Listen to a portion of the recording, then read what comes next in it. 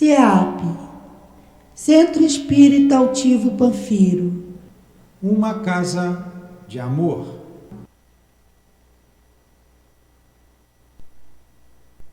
Lindos, tenham uma tarde muito abençoada.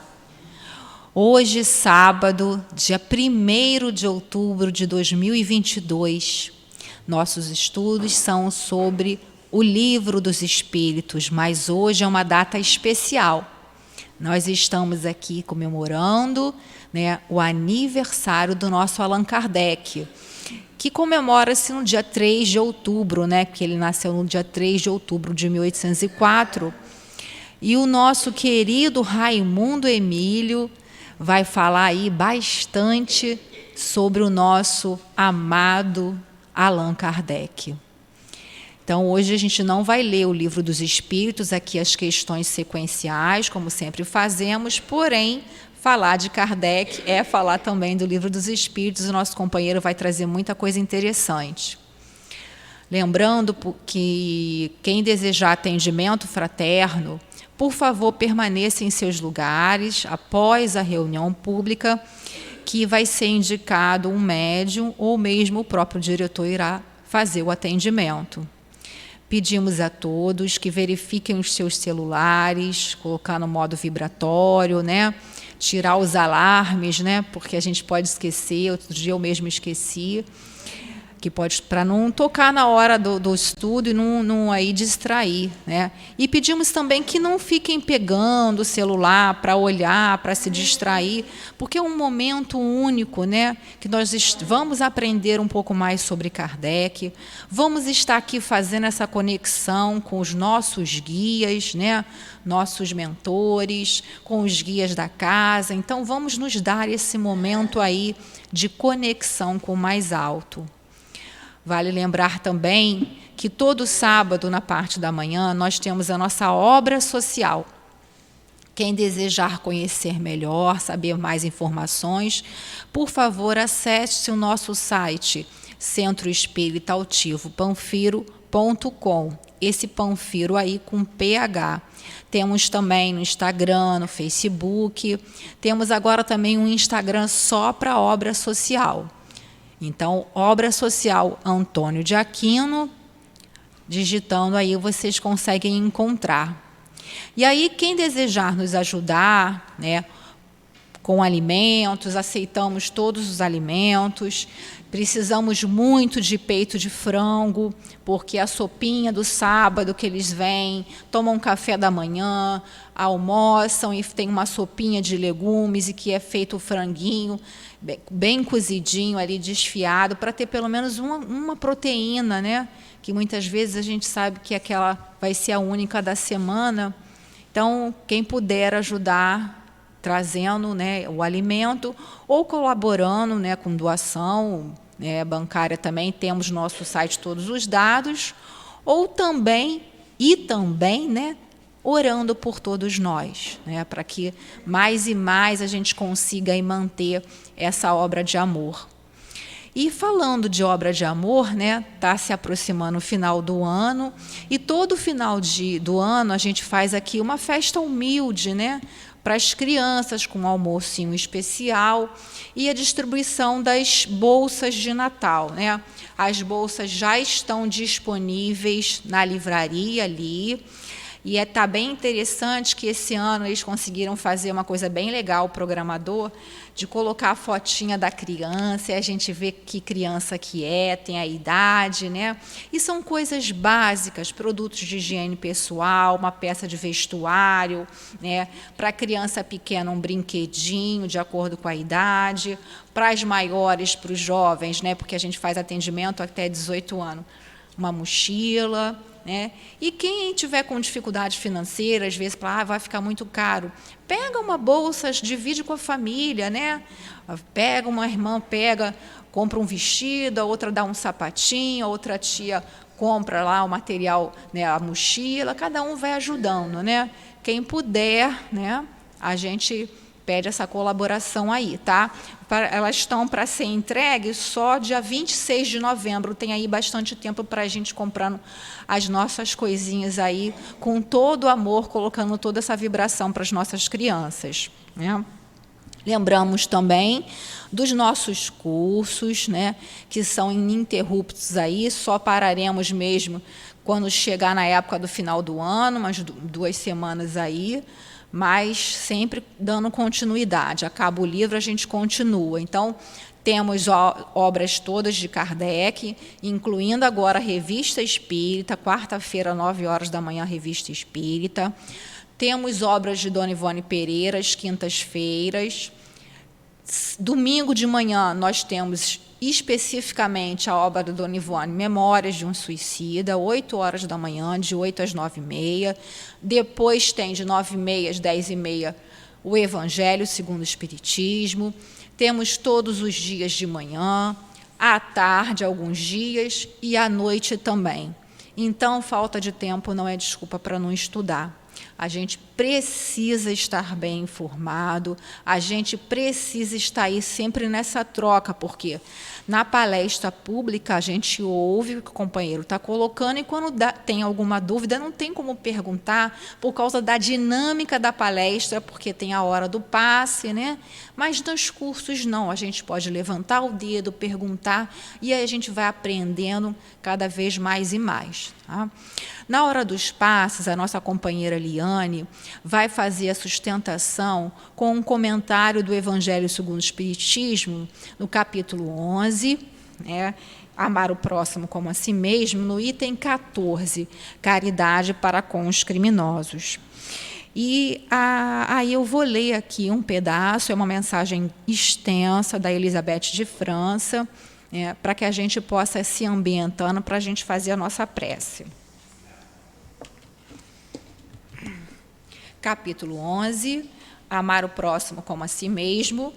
Item 14, caridade para com os criminosos. Diz a nossa querida Elizabeth de França: a verdadeira caridade é um dos mais sublimes ensinamentos que Deus deu ao mundo.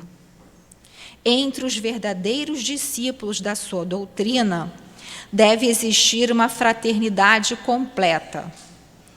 Deveis amar os infelizes, os criminosos, como criaturas de Deus, às quais o perdão e a misericórdia serão concedidos se eles se arrependerem, assim como para vós mesmos, pelas faltas que cometeis contra a sua lei.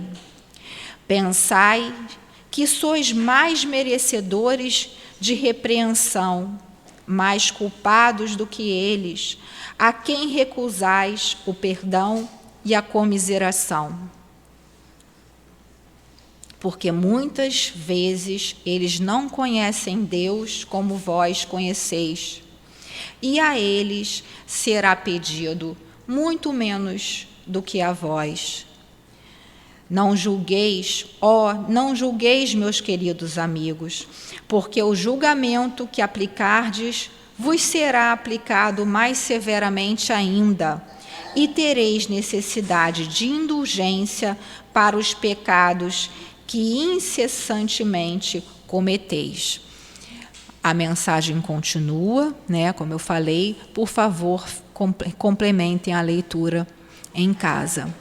E agora vamos unir os nossos pensamentos, os nossos sentimentos, em torno da doce figura do Mestre Jesus. E pedir a Ele: Senhor Jesus, mais uma vez, Senhor, estamos aqui.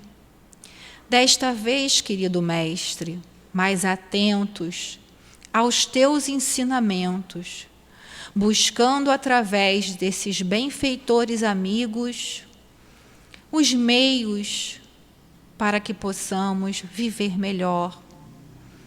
Que seja, Senhor Jesus, então, inspirados pelo teu nome, Senhor, que os nossos companheiros possam falar sobre esses ensinamentos tão decisivos em nossas vidas. Inspira, Senhor, o nosso querido Raimundo, que Kardec, através dos seus benfeitores, possa estar inspirando diretamente o nosso querido altivo, o nosso professor José Jorge, e também a nossa companheira Liane, que trará a sua palavra no momento do passe. Que seja então, Senhor Jesus, em teu nome, em nome dessa coluna de espíritos que sustenta o nosso SEAP, mas que seja, sobretudo, em nome de Deus e em nome do amor, que possamos dar por iniciados os nossos estudos da tarde de hoje. Graças a Deus. Então, sob essas vibrações de paz e de amor, vamos passar a palavra ao nosso companheiro Raimundo, dirigindo para ele as nossas vibrações amorosas. Raimundo, boa palestra.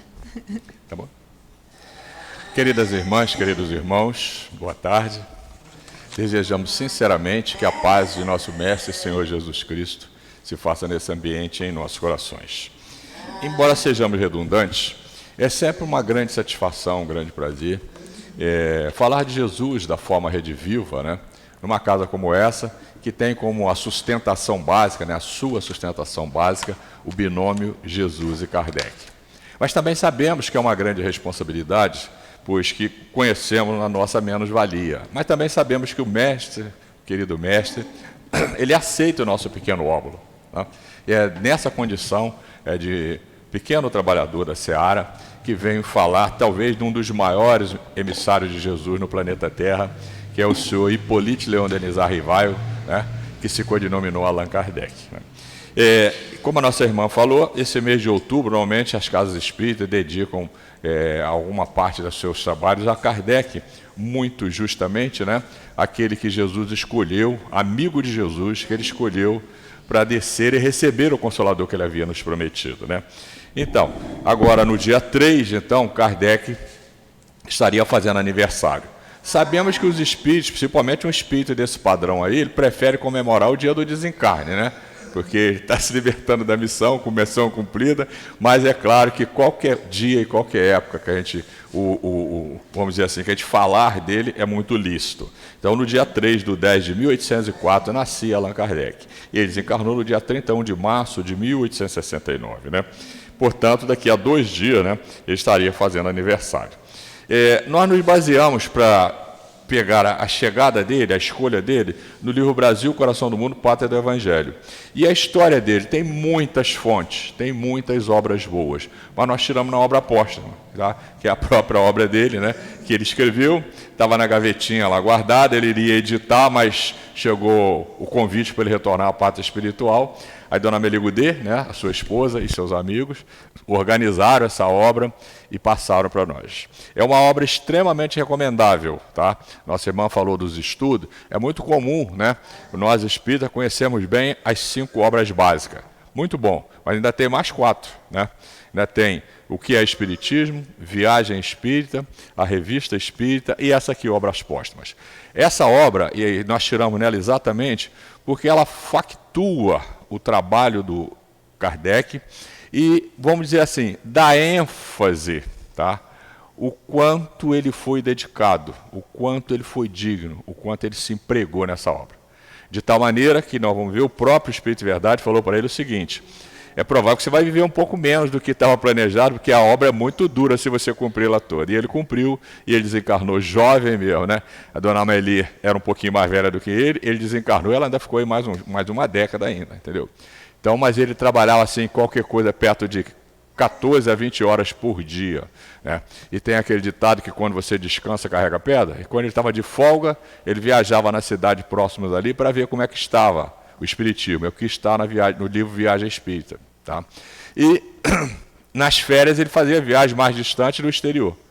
nesse livro Viagem Espírita, você não só tem os mapas, né, de onde ele passou, da cidade onde ele passou, como você tem os discursos que ele fez, que é exatamente as aparas que ele vinha fazendo na implantação do Espiritismo, no Espiritismo nascente. Tá nesse livro Viagem Espírita.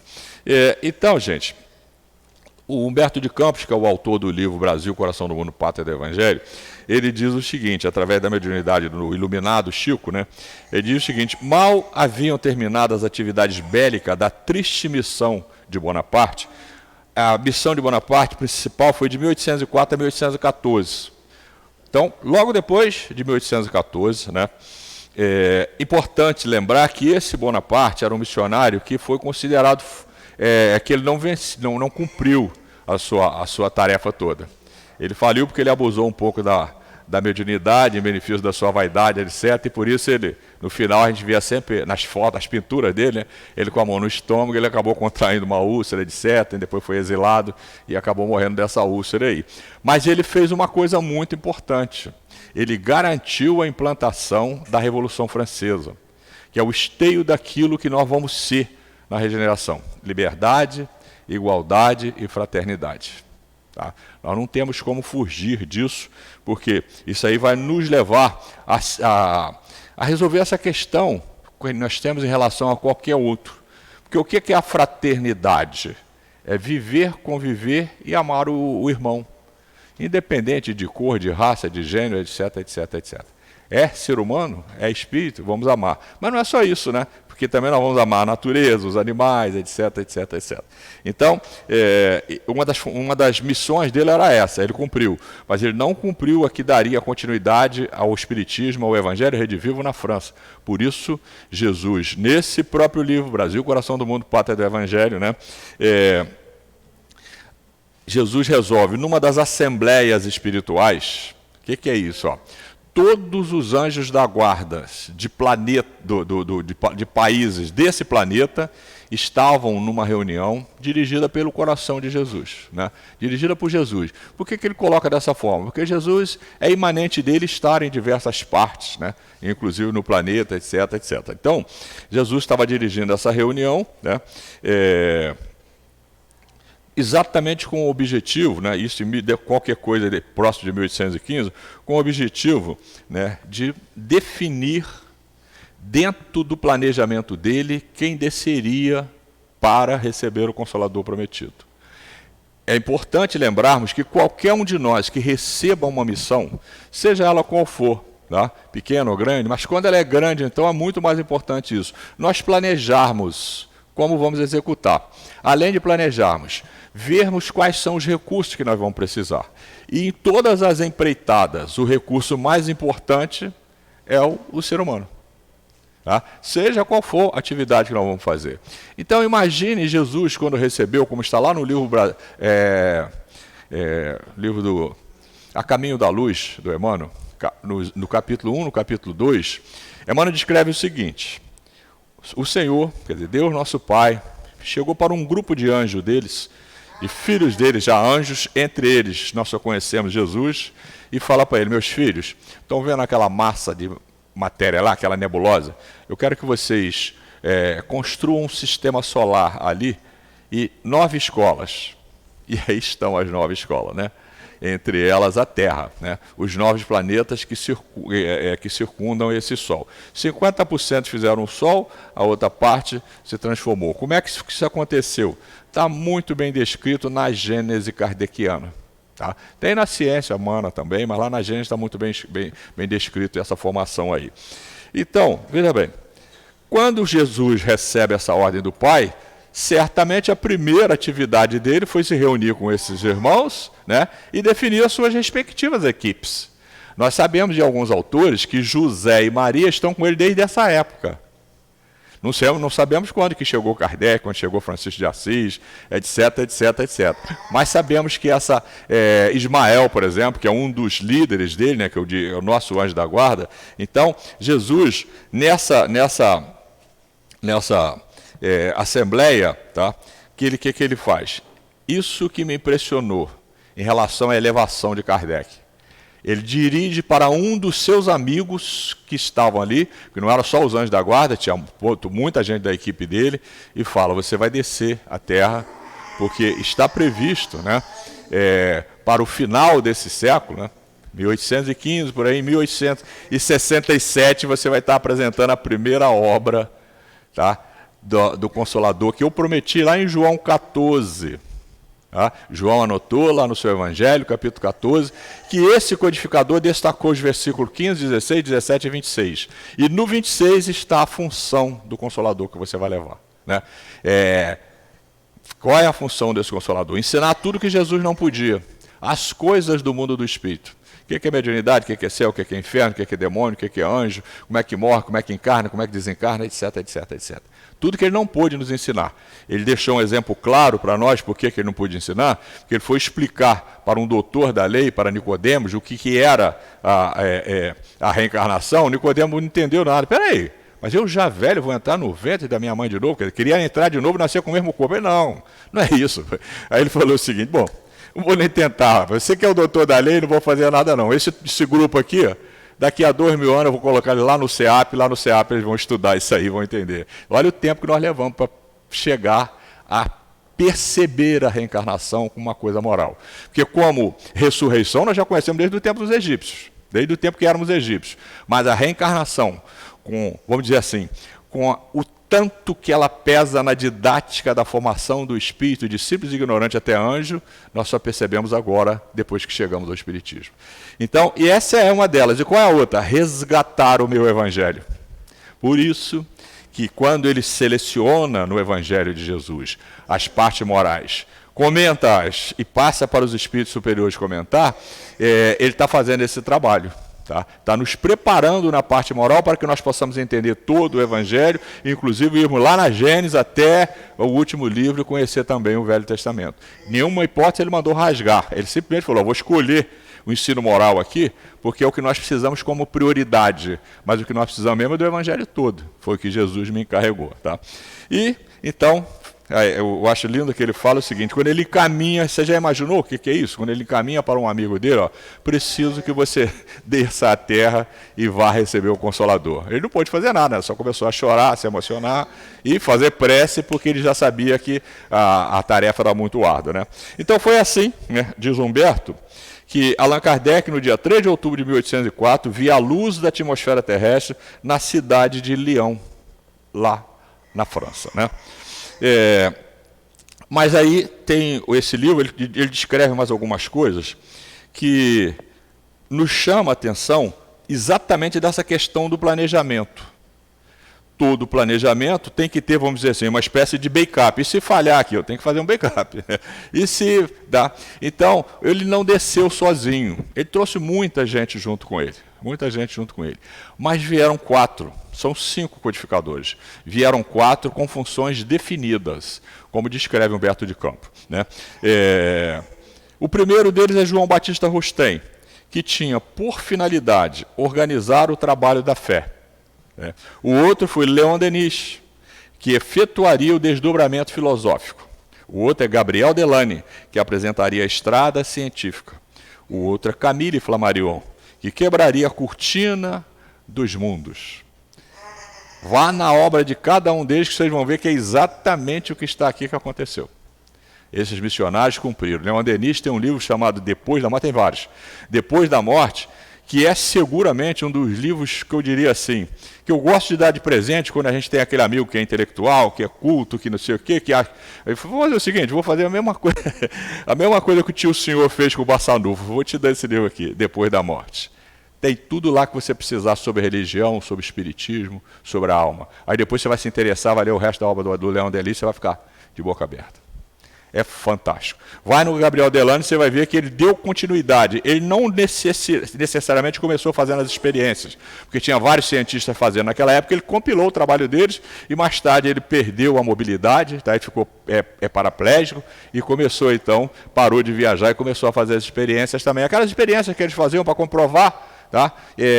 A mediunidade, etc, etc. Aquilo que acontece no mundo dos espíritos. Camille Flammarion, Não precisa nem falar, todos os livros dele tratam de planetas. Ele tem um livrinho assim chamado Urânia, simplesmente fantástico. Você lê muito rapidamente esse livro, né? E agora, quando você vai lá na Gênesis, observe que toda a obra da codificação, ela chegou por médiuns jovenzinhos, de 14 a 16 anos por aí. A exceção é a parte de como a Terra foi formada, que é o Camille Flammarion médio, profundamente conhecedor de mundos, recebendo daquele que criou a luneta que comprovava que o planeta Terra não era o centro do universo. Então, os dois são os autores daquela parte na Gênesis kardeciana, dessa coisa fantástica que é a origem da Terra, né? E aí, então, vamos continuar e nós vamos ver a importância ainda do planejamento, né? Me lembro que, quando você pega a história de Eurípides Barçanufo, uma alma dessas de altíssima envergadura, que a gente até conhece pouco sobre ela, né?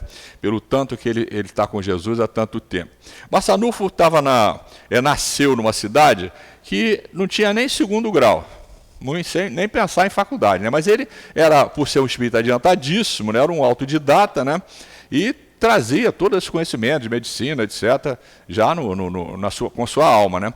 E um dia, ele simplesmente, num hotel lá, chegou um turista, que era um médico, com diversos livros sobre medicina, era principalmente homeopatia, ele pegou aquilo, leu, e foi suficiente para ele receitar, curar, etc., etc., etc. Mas esse menino, por incrível que pareça, tem um homem chamado João Derville, que era professor numa das melhores escolas do país naquela época, que é lá naquela região do Ouro, ali de Minas Gerais. Não sei o que deu na cabeça dele, ele resolveu ir lá para a cidade de Barçanufo e fundou um colégio. E ficou lá o tempo necessário para ele fazer até o segundo grau. Mas antes de acabar o segundo grau, ele procura o pai do Barçanufo e a mãe fala, é melhor vocês procurarem uma faculdade para esse menino, porque eu não tenho nada mais para ensinar para ele. Tudo que eu ensino para ele já sabe. Entendeu? Olha o que é o planejamento. Kardec é a mesma coisa.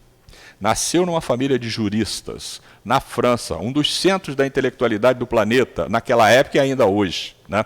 E acontece que a família dele esperava, como todo mundo, o pai, avô, todo mundo eram advogados, que ele também fosse pelo mesmo caminho.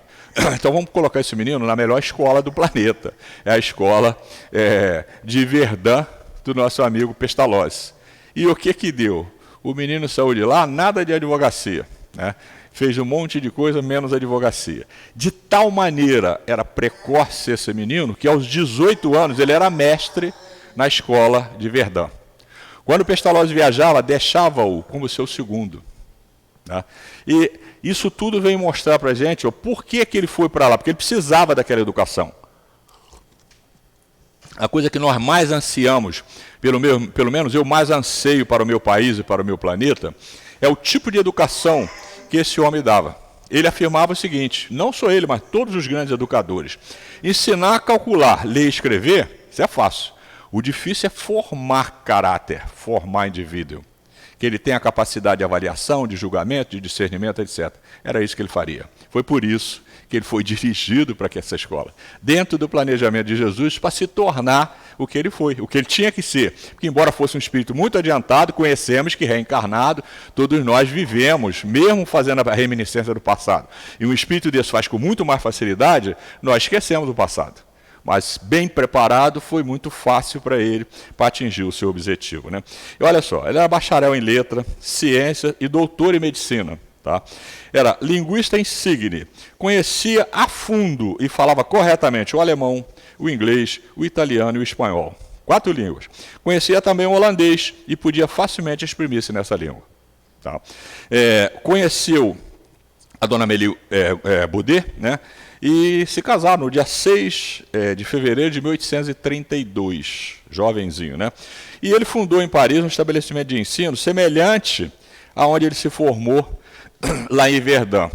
Só que aí estava uma das provas que ele tinha que passar, né? Ele escolheu como sócio um tio, só que esse tio dele era meio perdulário, jogava dinheiro à vera, né? E o que ele fez? Deu um golpe no Kardec, quebrou e deixou o Kardec zerado, sem nem um centavo, ele e a professora Amélie. Como os dois eram professores, vocês sabem que o professor mesmo na França não deve ganhar tanto assim, né? Então, viveram toda a vida deles com salário de professor, e até porque estava na missão dele, que ele tinha que fazer isso mesmo, porque ele não podia fazer mais nada a não ser dar aula e fazer a obra da codificação, né? Então, o Kardec quebrou e não está nem aí, continuou e foi embora, né? E aí, gente, vamos chegar no ponto capital, tá? Kardec, durante algum tempo, né, ele ouvia falar, e muitos amigos deles, companheiros deles, eles estudavam muito nessa época o magnetismo, tá?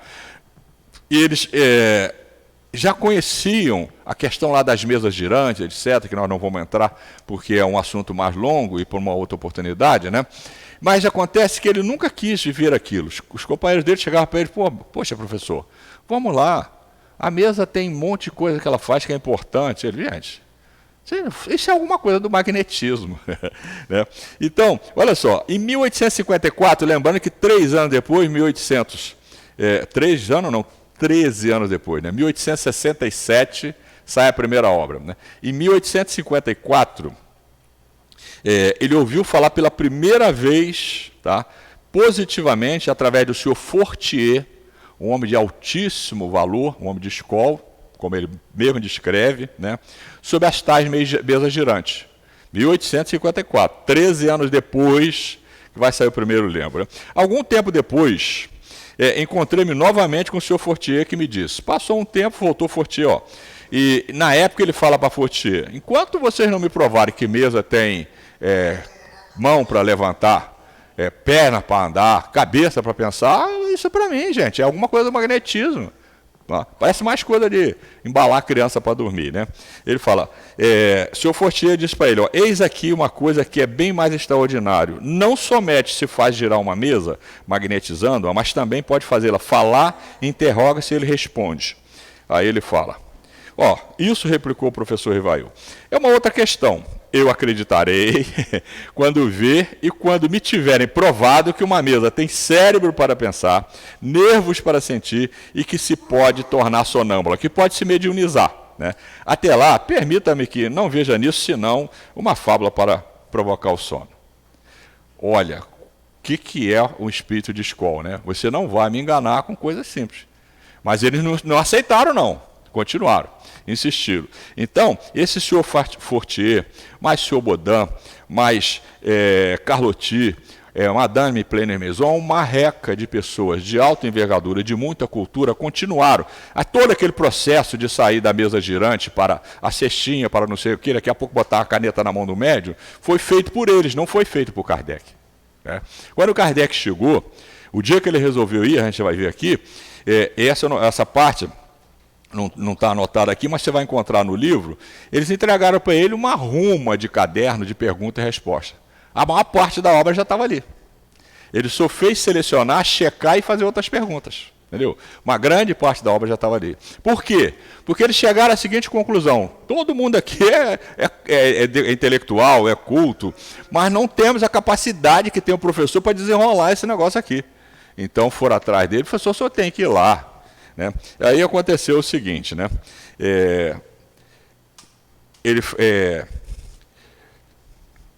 Isso, replicou o professor, é uma outra questão. Tá? Então eu vou acreditar se vocês me provar o contrário. E dizia Rivail, eu me encontrava, pois, no ciclo de um fato inexplicado, contrário na aparência às leis da natureza que minha razão repelia. Por quê? Porque ele resolveu ir na casa da Madame Plenner-Maison, não era uma reunião. Convenceram ele a ir numa reunião na casa do senhor Rostand, tá? Que era um dos pesquisadores, e quando ele viu aquilo, ele disse, caramba, não é nada do que eu estava pensando. Não é nada de brincadeira, a coisa é séria. Né? E ele fala isso, né? E eu me encontrava, pois, agora, no ciclo de um fato inexplicado, contrário, tá? Na aparência, às leis da natureza que a minha razão repelia. Nada tinha ainda visto nem observado. As experiências feitas em presença de pessoas honradas e dignas de fé, que são esses amigos dele, né, me firmavam na possibilidade do efeito puramente material. Mas a ideia de uma mesa falante não me entrava ainda na cabeça. Olha como era difícil convencer o cara. Né?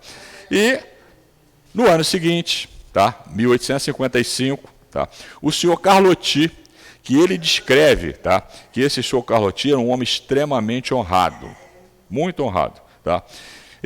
O procurou, amigo de há 25 anos, discorreu acerca desses fenômenos durante mais de 1 hora. Ele foi o primeiro a falar-me da intervenção dos espíritos. Estão lembrado que naquelas experiências dele, num dado momento, eles convencionaram com a mesa, que respondia sim ou não com uma pancada ou duas, que iam codificar o alfabeto. Uma pancada era A, duas pancadas B, etc, etc.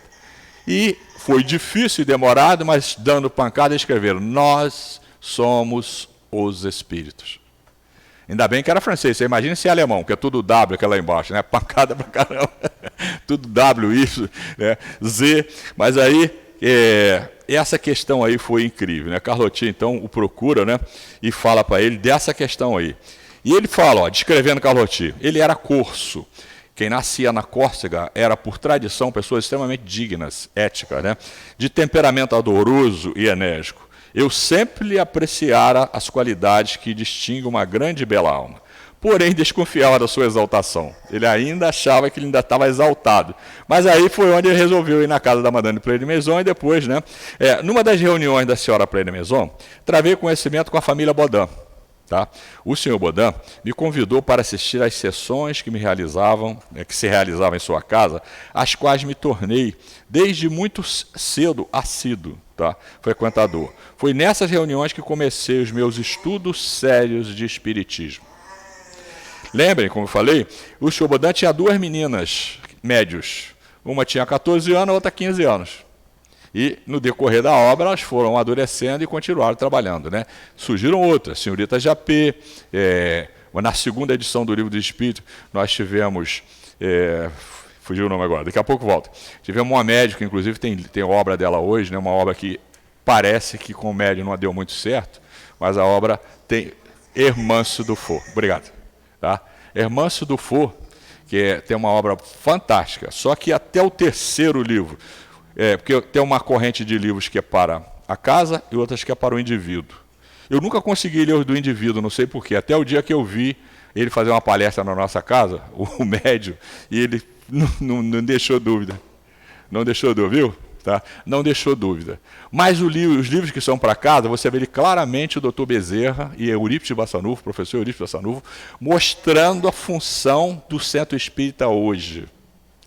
Não é mais assistência social. Assistência social é uma decorrência disso, porque na Casa do Caminho também tinha. Mas o objetivo lá era o Evangelho. E hoje o objetivo do Centro Espírita é educar espírito. Tá? Sempre foi, mas teve uma fase que estava no amadurecimento, hoje não, nós já chegamos no amadurecimento. Hoje sim, nós vamos continuar doando roupa, doando isso, não sei o quê, mas isso é periférico. O que é imprescindível é cumprir o que está no Consolador prometido por ele. Resgatar o seu Evangelho e explicar o que é o mundo dos espíritos. Essa é a função do Espiritismo. Tá? Tanto Bezerra como Bassanufo mostram isso com clareza. Eu larguei para lá a obra que virou polêmica, eu meti o pé também, não é por aí, não é meu caminho. Né? Numa das reuniões, nas reuniões na Play de Maison, então ele conheceu o Bodin. E também conheceu, quando ele foi a primeira reunião que ele foi com a família Bodin, uma das meninas incorporou um espírito de nome Zéfiro. Esse cara é o autor do codinome dele. O Zéfiro chega para ele e fala: Ih, nós nos conhecemos há muito tempo. Tá? Você era um sacerdote druida, eu era seu amigo e você se chamava Allan Kardec. E aquilo ficou na cuca dele, Allan Kardec. Quando ele começou a escrever os livros da doutrina, como ele tinha muito livro de matemática, de medicina, etc., etc., ele entendeu por bem o seguinte: para não misturar a coisa, eu não vou mais assinar como Hippolyte Léon Denis Arrivaio, professor consagrado na França, em toda a Europa e no mundo.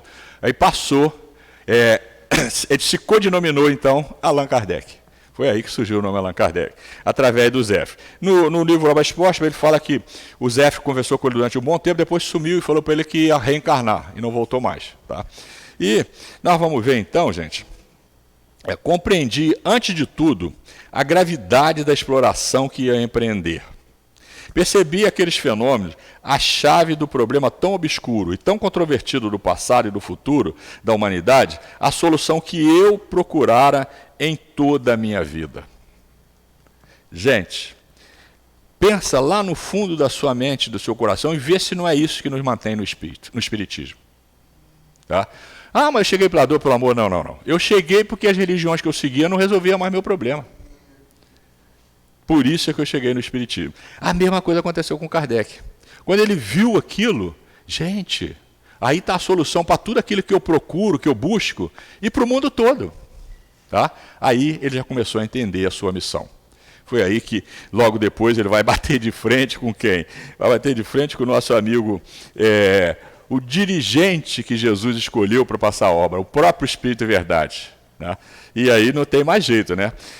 Aí vem o despertar e a percepção da missão, foi assim, ó. Foi aí que pela primeira vez presenciei o fenômeno das mesas que giravam, saltavam, corriam, em condições tais que não deixavam lugar para qualquer dúvida. Tá? Eu entrevia naquelas aparentes futilidades, no passatempo que faziam daqueles fenômenos, qualquer coisa de séria, como que a revelação de uma nova lei que tomei a mim mesmo estudar. Identificou aí, né? Sem que ninguém falasse nada para ele, ele identificou aí a sua própria missão. Né? E ele criou, ele mesmo afirma aí, né? Ele criou a ciência da observação. O que ele podia fazer? Aí ele explica, a gente tem que partir, ele, o grande mestre, né? Temos que partir do conhecido para o desconhecido. Isso é desconhecido, o que eu conheço? Conheço isso, e do conhecido para o desconhecido, ele chegou aonde tinha planejado, no mundo invisível. Né? Um dos primeiros resultados que colhi das minhas observações foi que os espíritos, nada mais sendo do que a alma dos homens, não possuem nem a plena sabedoria, nem a ciência integral. Olha que coisa, isso, enquanto nós espíritas não entendermos isso aqui, e não aceitarmos isso aqui, antes disso, nós não tínhamos como aceitar Jesus. Por quê? O que nos ensinaram que o espírito é um negócio à parte, né? É o que a gente conhece das religiões que a gente vinha praticando. Espíritos são os homens e as mulheres que morreram. E nós? São os espíritos que nasceram. Então, a mesmíssima coisa do mundo dos espíritos somos nós. São os mesmos habitantes. Qual é a diferença? Um com corpo, outro sem corpo. Mas a escala espírita, questões de 100 a 113, quando você lê ali, você vai ver que o extrato dos espíritos que estão na Terra, se você tirar o extrato dos espíritos que estão no mundo invisível, é a mesma coisa. Tá? Então, essa é uma questão de fundo. Analisar uma comunicação que chega de forma mediúnica, é necessário que você use esse padrão que está lá nas questões 100 a 113, senão você não vai conseguir discernir, porque o espírito não tem identidade. Mas também, como não tem identidade, tem esse gradiente de espírito bem inferior até anjo, você precisa entender através da linguagem, do conteúdo, como é que é essa comunicação, qual o valor que você pode atribuir a essa comunicação. Né? O que chega de coisa absurda, hoje eu recebi, só um exemplo, não gosto muito, mas um exemplo que eu recebi uma comunicação de quase 1 quilômetro de um centro de fora do Rio de Janeiro, do Eurípides Bassanufo, falando sobre eleição, sobre não sei o quê, mas é uma mistura de um boi com abóbora, na hora que você começa a ler, você de cara. E quem gabarita lá, pode ser até que alguém tenha inventado aquilo, mas tem lá o endereço do centro, o nome do dirigente. Eu digo, pelo amor de Deus, o cara não leu nem as questões de 100 a 113, porque aqui tanto o médium como o espírito não merecem a menor consideração, porque a comunicação é cheia de repetição, enorme para não dizer nada. Não existe numa comunicação séria. Olha as comunicações que o altivo faz aqui, gente. Não tem um parágrafo que não tenha conteúdo, e não tem nenhum deles repetindo. Eles não fazem isso. É um do primeiro passo para você identificar. Está lá na questão 100 do Livro dos Espíritos. Aqui está o método para que você possa conhecer como interpreta. Então, o nosso amigo Kardec, logo no início, ele percebeu isso aí. Tá? Não adianta vir o espírito que tem me contar a história, porque eu vou analisá-lo pelo que ele me falar. Entendeu? Tem mais um monte de recursos, negócio da luz, né, do aroma que ele exala, das vibrações que ele promove, só que o Kardec era igual a mim, era igual um aparelho, não tinha nenhuma mediunidade ostensiva. Tá? E a única mediunidade que ele tinha era intuitiva e muita, né? Só a mediunidade e intuição. Né? Foi assim que foi necessário o próprio Espírito Verdade promover um básculo, batida na parede dele. Dona Amelie estava dando aula, e ele lá no escritório dele escrevendo o Livro dos Espíritos, já bem adiantado. E num dado momento, lá perto das 8 horas, se eu não me engano, ele descreve até o horário. Ele começou a ouvir umas pancadas na parede. Toc, toc, toc, toc. Caramba, ele se acomodou com aquilo, levantou, procurou a casa toda, foi lá fora, não achou nada. Voltou, está escrevendo, toc, toc, toc, toc, toc. Aí não achou nada. Chegou a Amelie, pô, Amelie, está ouvindo ela? Tô. Mas eu não achei nada. Tá, então vamos lá, vamos dormir. No outro dia, chega na reunião mediúnica, é onde ele bate de frente com o anjo da guarda dele, que era o próprio Espírito de Verdade. Né? Ele fala pro o dirigente da reunião, né? O senhor Badam. Senhor Badam, pergunta ao espírito aí, se ele pode me informar quem é que batia lá ontem. Ele está dizendo que é seu anjo da guarda. Então pergunta ele por quê. Não pergunta não, ele mesmo vai dizer. Aí o espírito de verdade incorpora numa das menininhas e fala para ele, eu sou o seu anjo da guarda. Eu estava batendo ali porque o que você estava escrevendo tem um erro grave. Não, mas eu já corrigiu, mas ainda tem outro. O senhor pode me indicar? Sim, está entre a 1ª e a 30ª linha. E ele correu para casa, chegou lá, na 30ª linha estava o erro. Ele falou, mas como é que eu fui cometer esse erro? Né? E corrigiu o erro. Mas a coisa não foi simples assim não, né? Ele fala, meu espírito familiar, quem quer que tu seja, agradeço-te me teres vindo visitar. Consentirás em me dizer quem és? Olha a dureza. Para ti, chamar-me-ei a verdade. E todos os meses aqui, durante 1/4 de hora, estarei à tua disposição. 15 minutos por mês, para não criar mesmo em você esse vício que vocês têm na terra de ficar pendurado no pé de espírito. Tá? E espírito não tem nenhuma obrigação de estar te dando informação nem nada disso não. Ele passa tudo pela sua mente por intuição.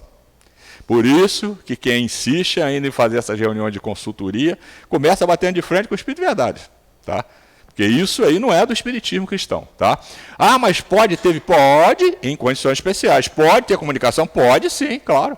É exatamente por isso, toda essa obra do Kardec veio por comunicação. Mas ficar atrás de espírito procurando, o espírito de verdade falou para ele, não venha, tá? Nem você, que é o cara que Jesus escolheu, para receber a matéria que eu vou trazer para a Terra com toda a minha equipe, que a equipe dele é imensa, é só a gente ver no livro do Espírito e no Evangelho quantas assinaturas tem ali e quantas é pontinho, né? Então, ele deixa claro para ele, né? Ele fala assim, o senhor na terra foi alguém conhecido? Eu já disse que para ti sou a verdade. Isso para ti quer dizer discrição. Nada mais saberá a meu respeito. Ainda hoje entendeu. Ah, mas que o espírito de verdade foi fulano, Beltrano. Isso não é importante. Era um espírito de altíssima envergadura. O próprio Jesus não importa, ele não falou. Não importa quem seja, é um espírito de altíssima envergadura que trouxe a obra. Tá? Isso é o que é o mais importante, né? Aí tem uma nota, né? À noite, de regresso à casa, ele corre para ver onde é que estava o erro e acha lá na 30ª linha, né? Que ele vai achar esse erro. Eu estou lendo, gente, porque não tem como não factuar, né? Esse negócio, não tem como você interpretar isso, né? Vamos lá. Aí nós vamos ver. E ele continuando indo nessas reuniões, ele tem no dia 30 de abril de 1856, ó, um ano depois, ele recebe em definitivo a sua missão. Eu assistia desde algum tempo às sessões que se realizavam em casa do senhor Rostam. Já não é no Bodã mais. Né? E começara aí a revisão do meu trabalho, que posteriormente formaria o Livro dos Espíritos, cuja médio aí já era a senhorita Japê. Tá? O Espírito de Verdade, nessa fase aí, ele vem e muda a ordem anterior. A partir de agora, eu vou estar na sua casa sempre que você puder, você leva a senhorita Japê. Ele passou a fazer uma reunião, só ele, a senhorita Japê e provavelmente a Merigudê, né? E aí sim, tudo que você está escrevendo, eu vou corrigir. Pensaram nisso, gente? Essa obra, além de ter sido ditada por espírito de altíssima envergadura, passou através de médium, que pode ter algum resíduo. Foi escolhida por Kardec, um espírito superior, mas encarnado. O próprio Espírito de Verdade falou, eu vou corrigir pessoalmente. Então, tudo que você tem nesses 5 tijolinhos que formam a estrutura de uma casa como essa, foi ditado pela equipe do Espírito de Verdade e corrigido pelo próprio Espírito da Verdade. Tá? Então, e ele ainda definiu qual era o médium. O médium que eu quero é a senhorita Japê. Tá? Tem quem diga quem reencarnou mais tarde, mas eu não tenho a fonte, eu não vou. Tá?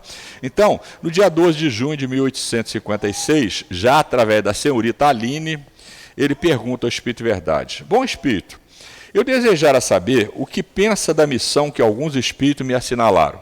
E tem um espírito dizendo que eu tenho uma missão aí que está me assustando. Ele, confirmo o que te foi dito, mas recomendo-te muita discrição. Se quiseres sair-te bem, tomarás mais tarde conhecimento de coisas que te explicarão o que ora te surpreende. Não esqueça que pode triunfar, como pode falir. Neste último caso, outro o substituiria. E esse substituto, como mais tarde chegou essa informação, seria Leon Denis, que é bem mais novo do que ele. Quando Kardec se encarnou, Denis era adolescente. Tá? Mas se por acaso o Kardec não desse continuidade, porque pode falir, o espírito superior encarnado pode falir, aconteceu com Bonaparte e com outros, né?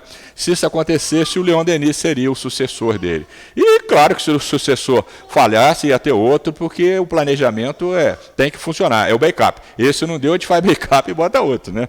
E foi assim que ele fez, e o Denis fez a parte dele, né?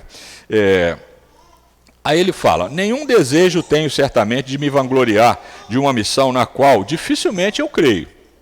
Se estou destinado a servir de instrumento aos desígnios da providência, que ela disponha de mim. Nesse caso, reclamo a tua assistência e dos bons espíritos, no sentido de me ajudar a ampararem na minha tarefa. Lembram de quem teve uma atitude dessa? Maria de Nazaré, quando ela recebeu a anunciação através do anjo Gabriel.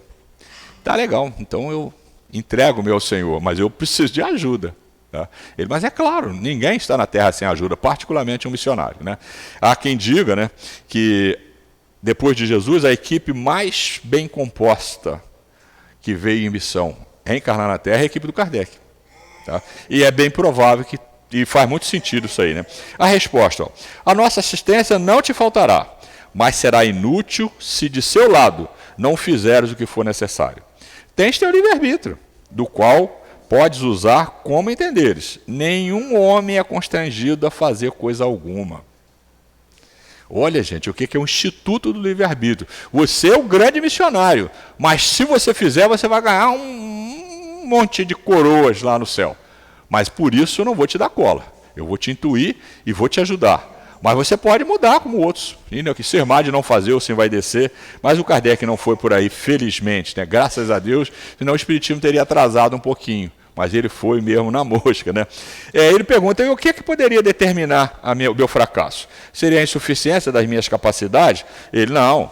Mas a missão dos reformadores, ela é prenha de escolhos e perigos. Ela é cheia de escolhos e perigos. Gente, pense nisso. Eu já ouvi de um espírito, né? Tinha alguma reclamação das tarefas, mas está tão difícil, tão pesado, está dando tanto problema. Eu ouvi o espírito falar assim: os cristãos da outrora foram esmagados por pata de cavalo, passado a fio de espada, queimado vivo, comido por fera, arrastado por potros bravios. Você está sendo criticado? Você conhece alguém que desceu para falar de Jesus, que recebeu palma? Então é desse jeito. Então, um simples médio trabalhador tem que ter cuidado, tem que cuidar do seu livre-arbítrio. Não vou dizer um simples, um dirigente de casa espírita, o trabalhador da casa espírita, qualquer um de nós que deseja se melhorar, tem que ter cuidado. Porque todos nós temos a missão de nos elevarmos, e os nossos adversários não têm esse desejo. Por isso, gente, se é missionário, se você tem função, aí a coisa ainda atarracha um pouquinho mais apertada ainda, tá? Todos têm, é um negócio muito complicado isso aí, né? Então, que causa poderia determinar o meu maluco? Seria a minha falta de capacidade? Tá vendo? Não, meu amigo, não. Se fosse isso, nós não teríamos escolhido você. O que vai acontecer é que você, com o livre-arbítrio, pode falir, né? E ele recebe a seguinte advertência, tá? Eu vou ler. Suscitarás contra ti ódios terríveis, inimigos encarniçados se conjurarão para a tua perda, ver-te-ás abraço com a malevolência, com a calúnia, com a traição, mesmo dos que te parecerão os mais dedicados. As tuas melhores instruções serão desprezadas e falseadas. Por mais de uma vez sucumbirás ao peso da fadiga. Várias vezes ele ficou doente, né? Numa palavra, terás de sustentar uma luta quase contínua com o sacrifício do teu repouso, da tua tranquilidade, da tua saúde, até da tua vida, pois sem isso viveria muito mais tempo. Vês, assim, que a tua missão está subordinada a condições que dependem exclusivamente de ti, porque da nossa parte nós vamos garantir, né? E no fim da obra, né, olha só, em 1867 ele manda a seguinte nota que está lá no livro. Escrevo essa nota a 1º de janeiro de 1867, 10 anos e meio depois que me foi dada a comunicação acima, essa que eu li. E atesto que ela se realizou em todos os pontos, pois experimentei todas as vicissitudes que me foram preditas. É só você ler o livro todo, ou então pega o livro da Febe, né, que é desse tamanho assim, que agora tem mais de um volume, que conta a história dele desde antes de nascer até depois desencarnado. Você vai ver que a vida dele foi um trololó danado. E depois que ele desencarnou, ainda continuaram processando a velhinha, a pobre da Mélie Boudet.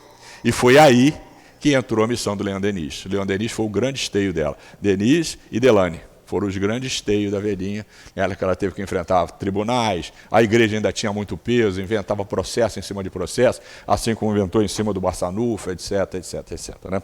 E por aí afora. Né? E uma coisa que é muito interessante é que Jesus sempre nos recomendou a prece. Nós não podemos esquecer isso. O Kardec fazia muita prece. Olha a prece que ele faz, uma das que ele fez, que ele registra lá. Senhor, pois que te dignaste lançar os olhos sobre mim para cumprimento dos teus desígnios, faça-se tua vontade. Está nas tuas mãos a minha vida. Dispõe do teu servo. Reconheça a minha fraqueza diante de tão grande tarefa. A minha boa vontade não desfalecerá. As forças, porém, talvez me traiam.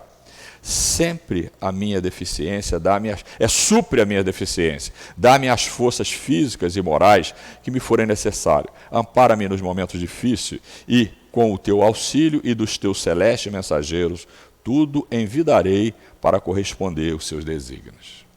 É a mesma coisa para nós. Não temos como viver sem prece. É o fio que liga a fonte inesgotável da maior fonte de energia que nos nutre, que nos alimenta. É a prece. Né? O nosso pensamento, ele modifica o fluido cósmico universal, como está lá no Evangelho, né? E que se transforma em fio condutor. Por que que uns conseguem muito, outros pouco? Porque depende da fé, da energia que eu imprimo. Eu, às vezes, consigo fazer uma linhazinha, mas quem tem muita fé faz um cabo desse tamanho. Entendeu? Então, quanto maior a fé, mais eu modifico o fluido cósmico universal, mais meio de transmissão eu tenho.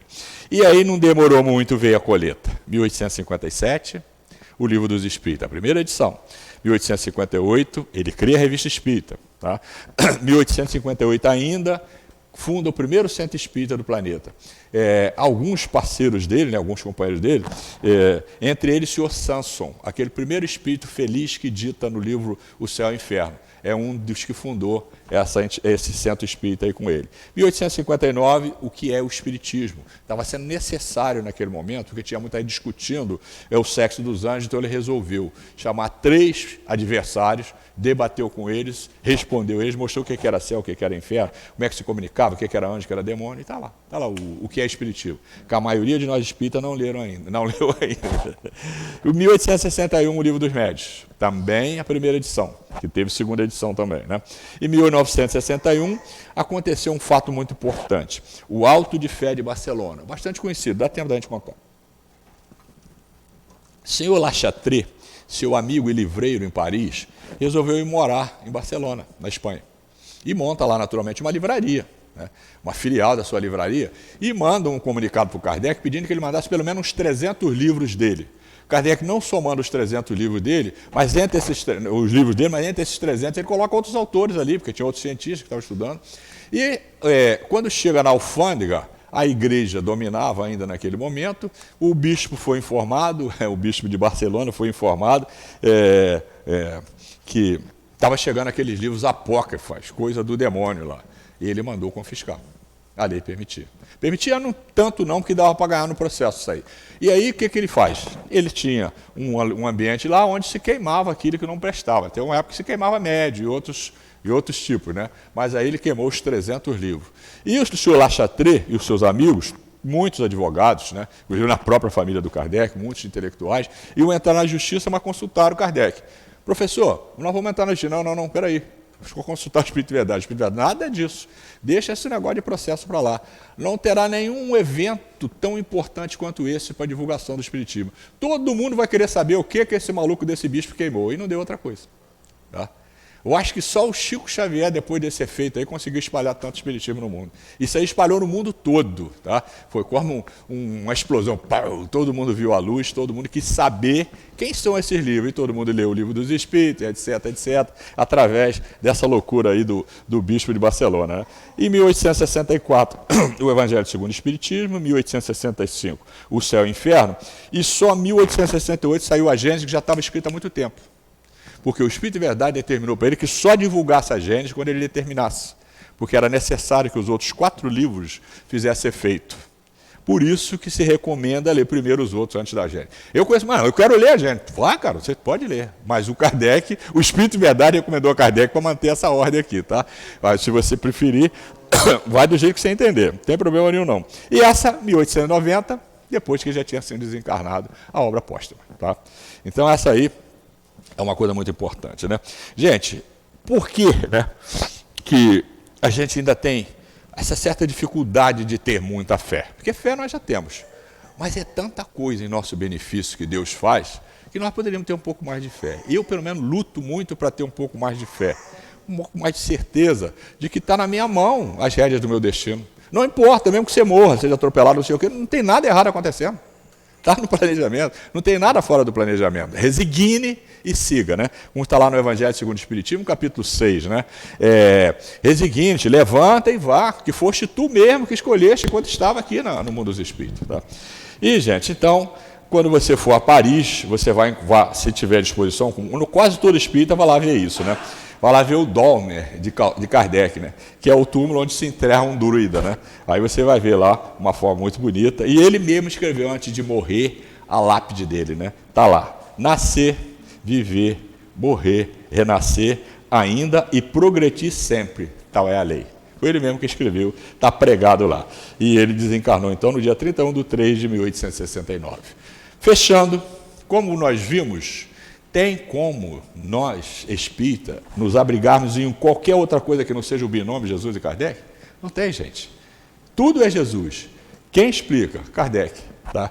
Porque antes nós não tínhamos como entender muito bem isso aí, né? Nós temos muitos missionários que ele mandou, tá? Mas esse aí talvez seja o mais importante para nós nesse momento. Muito obrigado a vocês pelas boas vibrações, a casa pela oportunidade e muita paz. Nós que agradecemos ao nosso companheiro pelo estudo trazido e pedimos agora que os nossos médiuns ocupem os seus lugares. Enquanto isso, nós outros vamos nos pacificando, vamos fechar os nossos olhos, para que a gente consiga aí fazer essa conexão com o nosso anjo guardião. Vamos nos desligar de todo o ruído externo, de nos desligar de todo pensamento que não seja aqui o desse momento.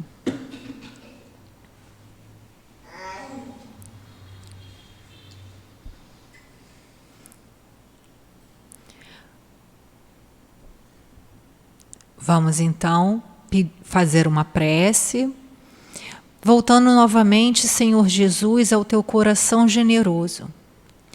Pedimos aos espíritos amigos que nessa hora possam se utilizar dos fluidos dos nossos companheiros médiuns para trazer o melhor remédio para cada um de nós. Que seja em nome de Deus que se inicie os passes. Quando entendemos esse item do Evangelho, temos que reavaliar o pré-julgamento da ação do outro, sobretudo aqueles que infringiram as leis. Mas a que leis estamos nos referindo?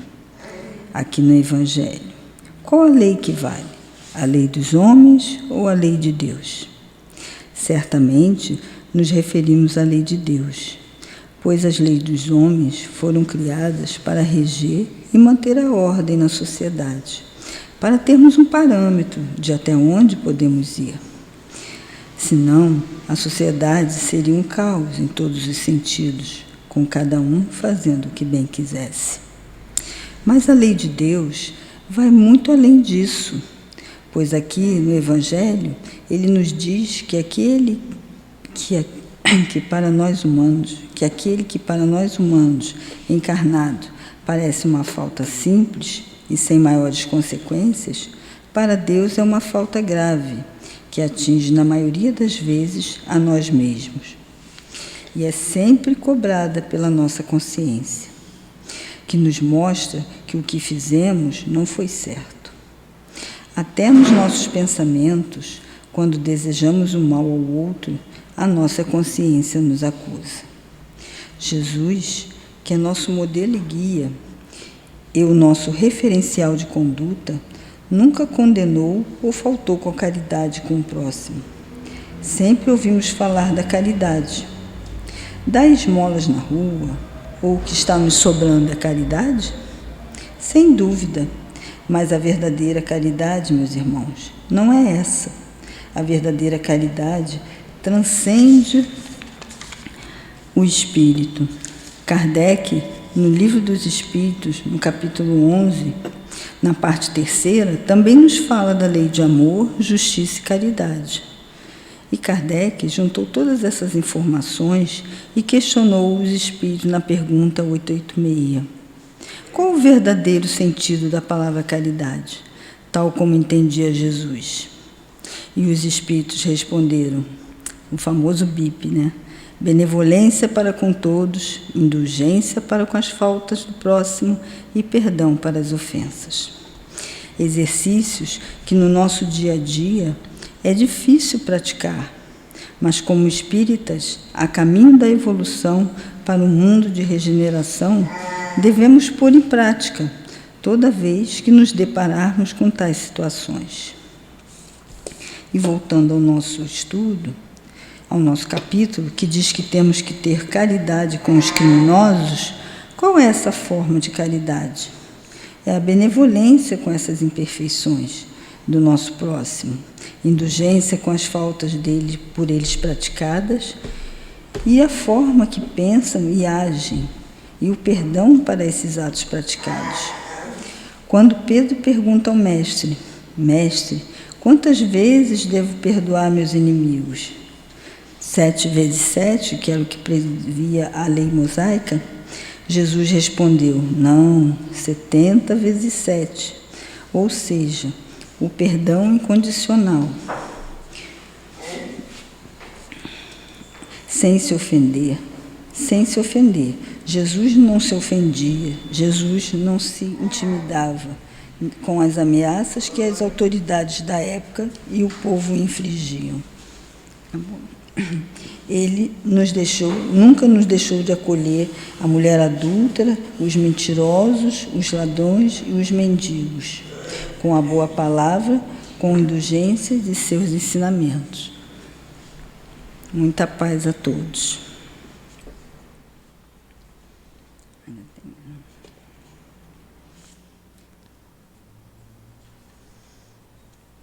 Continuemos pensando em Jesus.